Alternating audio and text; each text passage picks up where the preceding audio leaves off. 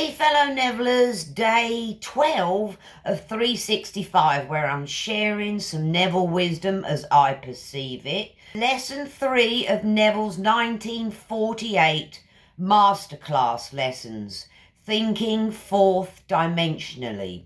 In this chapter, he shares some Bible stories to illustrate how our awareness, consciousness, and wishes and all the things we want are related to the Bible stories. The one that really resonated with me is the one where Saul is hiding behind the tombstones. So Neville's taken this from the 5th chapter of Mark. Let me read you what he says here. In the first story, as he's sharing 3 or 4, we are told that Jesus came upon an insane man who lived in the cemetery and hid, excuse me while I flip my page, and hid himself behind the tombs. This man appealed to Jesus not to cast out the devils that bedeviled him, but Jesus said unto him, "Come out of the man, thou unclean spirit." And what the tombstones represent in this story of the Bible are our prejudices, our superstitions and false beliefs. Neville also gives us a major big hint. Thank you, Neville, with this line.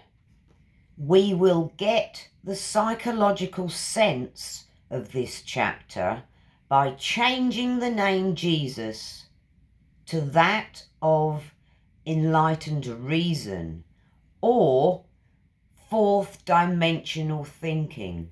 This gave me a major realization. The word Jesus in this story, Neville puts it,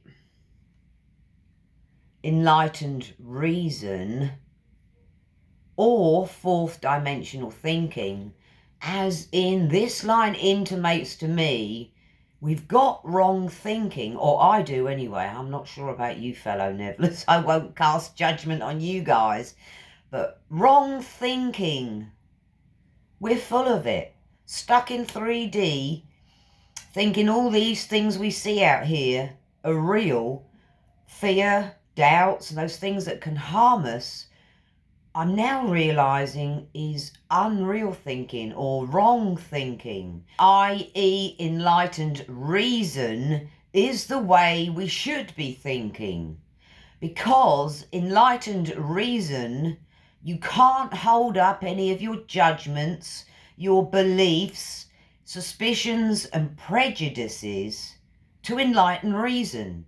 Enlightened reason would just look at it and say, that's not right. You need right thinking. If enlightened reason could talk, it would say that. So that was my realization reading this story. There's actually 4 that Neville shares, but I like the one with Saul and the tombstones. I trust you guys understood what I understood by Saul standing behind the tombstones. Leave a note down there, my lovelies, a comment, and I will look at it, get back to you and study, or ask the coaches I've got access to for a little more understanding. So Neville's trying to tell us here that we should remain focused on 4D, i.e. where our wish is in our imagination. It's a dimensionally greater, larger world is how Neville puts it. And he continues and says, if we remain focused on the invisible state, in time we would become aware of this greater world, this dimensionally larger world. And then he says the state contemplated is now a concrete reality, displaced in time. Doesn't that sound marvellous? Out there, what we've been wishing on, our fulfilled dreams and stuff we love, our desires, when we see it up here in our imagination, it's 4D, dimensionally larger, greater world, the real world. And up there in the real world, i.e. our imaginary world, 4D is where it's a concrete fact. So really, fellow Nevillers, this has given me a bunch of understanding. There's 4 stories. I'm just sharing one today.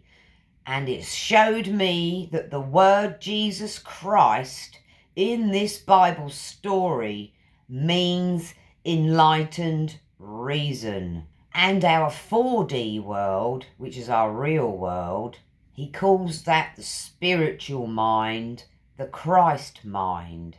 And if you've been around Neville's works any time, he'll tell you that there's 2 outlooks on the world, the carnal mind and the natural mind, 4D and 3D, unenlightened reason, which of course means, and there's the opposite of enlightened reason. So, fellow Nevillers, look at your world with enlightened reason. And as you know, we're all full, or we may be, some of us are, possibly full of prejudices, beliefs, false beliefs, superstitions, and all those unnecessary things. So basically, we need to stop paying those attention and pay our 4D focus some attention. All right, my lovelies, leave us some love, a comment, thumbs up, and I'll see you next time. Bye, guys.